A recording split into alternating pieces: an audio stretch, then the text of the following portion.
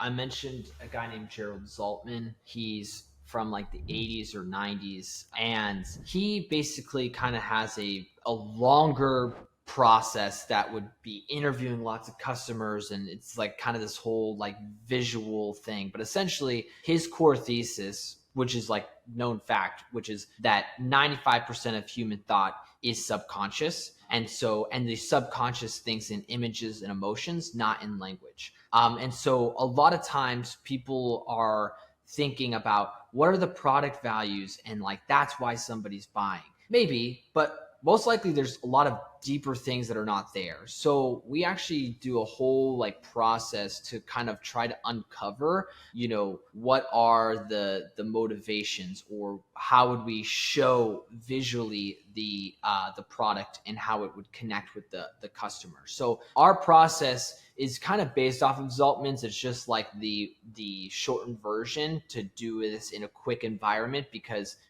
our world works a lot faster than advertisement did in the 80s and 90s. And so what we do is there's like 7 core like metaphors. We like to call them reference points. And we basically try to figure out because if somebody's never seen your product before, they don't know your product. They've never experienced, they don't know it, but they have experiences in their life. They know what they've seen and what they have felt. So for example, like an us versus them, the reason why that works really well is because you are putting your product and pinning it against something that somebody's already experienced. At least your core audience customer has experience. So if they have experienced that type of food that has lots of sugar, and they're like, I love that thing, but dang, it's got a lot of sugar. Then you're like, yeah, well, we got that same thing, but no sugar. You're like, okay, I know that. I know what it tastes like. I know that experience that made me really happy. What if I can get that same experience, just no sugar, right?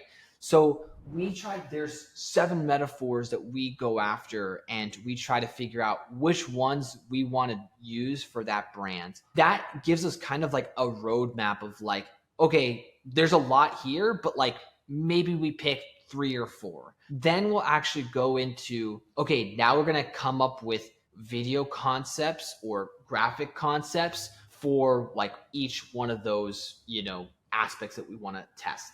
So those should be kind of like very net different ideas, net new ideas. So if there's 4 videos that we're producing, we are going to like try and get 4 completely very different angles. They could be going after 2 different cohorts of customers. It could be, very different ideas. And then now, are these, sorry to cut you off, no, you're fine. Are you specifically just talking about angles, or are you also talking about like style of creative, like whether that's like a meme type of thing, or you know what I mean, like a template of a type of creative?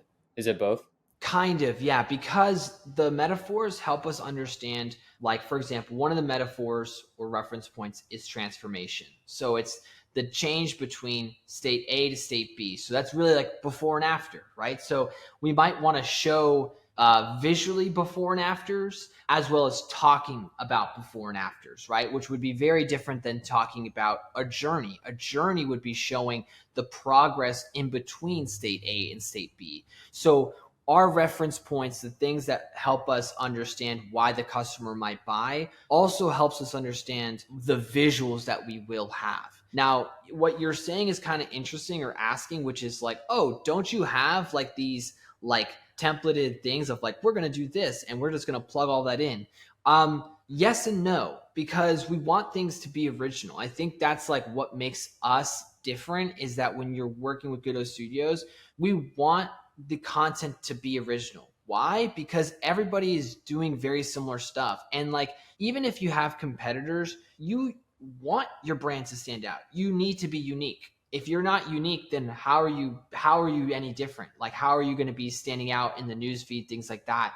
So we are here to take big swings, to do something that may not have been done, may be different. Now, it's based off of very core themes and visuals that people have and can recognize, right? So before and after, there's nothing crazy about that. We see that all the time. We've seen that for decades of showing off an advertisement. We're just going to try and do that uniquely to that brand. So we don't have like formats or templates that are like perfectly like, we're just going to plug in your core values into this template. But we have those metaphors as like the reference points for us to say, okay, this is how we're going to like start going. And then we'll fit the angle or the subject matter of like the copy and the script and the visuals into a format.